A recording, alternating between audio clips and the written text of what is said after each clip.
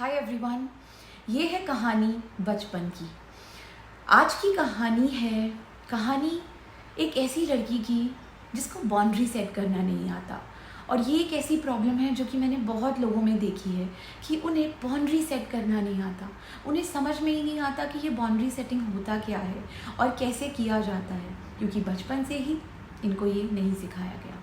इन्हें अपनी needs compromise करना सिखाया है, जिसके बेसिस पर ये अपनी नीड्स रख ही नहीं पाते और बाउंड्री सेट नहीं कर पाते। अगर कोशिश भी करते हैं तो उन्हें ये बहुत सेल्फिश लगता है। तो अगर आप भी उन लोगों में से हैं जिन्हें बाउंड्री सेट करना नहीं आता, और अगर आता है तो क्लियरली नहीं कर पाते हैं, तो ये कहानी आप ज़रूर सुनिएगा। ये आपको बहुत हेल्प करेगी। तो सुनिए कहानी बचपन की। हाय एवरीवन, कैसे हैं आप सब लोग। मैं हूँ मेघा पावा, एक माइंडसेट कोच, एक साइकोलॉजिस्ट और एक मेंटल हेल्थ कंसल्टेंट।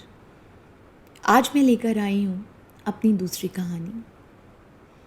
ये कहानी है एक ऐसी लड़की की जिसका बचपन बहुत डर में बीता। उसके माँ बाप दोनों बहुत ही एजुकेटेड थे, उनकी पूरी फैमिली बहुत एजुकेटेड थी, तो उसके अंदर बचपन से ही बहुत डर थे, क्योंकि उसको सिखाया गया था कि अपनी सारी बातें माँ बाप को बतानी है, उनके हिसाब से चलना है, जैसा वो बोलते हैं वैसा करियर में करना है, जिसके बेसिस पर उसके मन में बहुत डर था। उन्हें लगता था कि अगर वो अपने माँ बाप को सब चीज़ें नहीं बताएंगी या उनके हिसाब से नहीं करेंगी तो उन्हें प्यार नहीं मिलेगा। और उस प्यार के खातिर वो हर वो चीज़ करती गई, हर छोटी से छोटी बात अपने माँ बाप को बताती गई, उनके हिसाब से करती गई, और उनकी लाइफ में ये डर बढ़ता गया। ये एक बहुत कॉमन चाइल्डहुड ट्रॉमा है जो पेरेंट्स अननोइंगली अपने बच्चों में डाल देते हैं। उन्हें लगता है कि ये कंट्रोल है अपने बच्चों पर, बट नहीं, ये डर है। फिर ये बड़ी हुई, इनकी शादी हुई। शादी के बाद ये अपने हस्बैंड के साथ इंडिया के बाहर शिफ्ट हो गई। इनके इन लॉज इंडिया में ही थे, तो चाहे तो ये बहुत इजी लाइफ जी सकती थी। पर जैसा मैंने कहा, चाइल्डहुड ट्रॉमा हमें ज़रूर ट्रिगर करता है।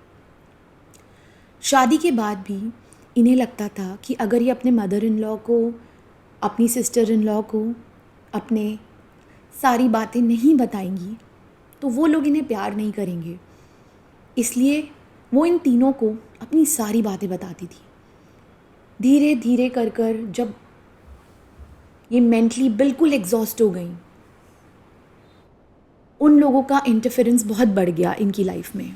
हर छोटी से छोटी बात पर वो लोग इंटरफेयर करने लग गए, और जितना ज़्यादा उन लोगों का इंटरफेरेंस बढ़ा इनकी लाइफ में, उतना ज़्यादा ये डिप्रेस्ड हो गई।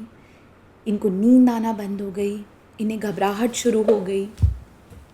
ये मेंटली थोड़ा सा डिस्टर्ब रहना शुरू कर दिया था। तो जब ये मेरे पास आई, इन्होंने मुझे ये सब चीज़ें बताया। इन्होंने बताया कि कैसे शादी के 20 साल बाद भी ये अभी भी उसी ट्रॉमा में स्टक हैं, कि ये सारी बातें बताती हैं, सारी इन्फॉर्मेशन अपनी लाइफ के बारे में उन तीनों को देती हैं, और फिर भी वो पीस पे नहीं हैं। और कहीं ना कहीं उनकी इस स्टेट का पूरा इम्पैक्ट उनकी करंट फैमिली सिचुएशन पे पड़ रहा है। उनके बच्चे समझते हैं कि मम्मी खुश नहीं रहती हैं, उनके हस्बैंड समझते हैं कि मेरी बीवी पता नहीं क्यों नहीं खुश रहती है। उन्होंने मुझसे बोला कि मेघा, मुझे खुश रहना है, मुझे बताओ कि मैं क्या करूं। मैंने उनसे बोला कि जो सबसे बड़ी गलती वो कर रही हैं वो ये है कि वो ये समझ रही हैं कि अगर वो सब कुछ बताएंगी तो उन्हें प्यार मिलेगा। मैंने उन्हें समझाया कि उनके लिए बहुत ज़रूरी है कि वो क्लियर बाउंड्री सेटिंग करें अपने रिश्तों में, और बिल्कुल भी डर से ऑपरेट ना करें। ये बिल्कुल भी ना सोचें कि उन्हें प्यार नहीं मिलेगा। जिसने उन्हें प्यार देना है वो इवन बाउंड्री सेटिंग के बाद उन्हें प्यार देगा। इनफैक्ट मैंने देखा है, जो लोग क्लियर बाउंड्री सेटिंग करते हैं उन्हें ज़्यादा सच्चा प्यार मिलता है, क्योंकि वो बिल्कुल क्लियर होते हैं अपनी चीज़ों में। मेरे पुश करने पर इन्होंने बहुत कोशिश करी बाउंड्री सेटिंग करने की। पहले हफ्ते नहीं कर पाई, डर गई। दूसरे हफ्ते भी नहीं कर पाई। तीसरे हफ्ते कोशिश करी, बट इनकी दिल की धड़कनें इतनी तेज़ हो गई कि नहीं करा, बट इन्होंने हार नहीं मानी।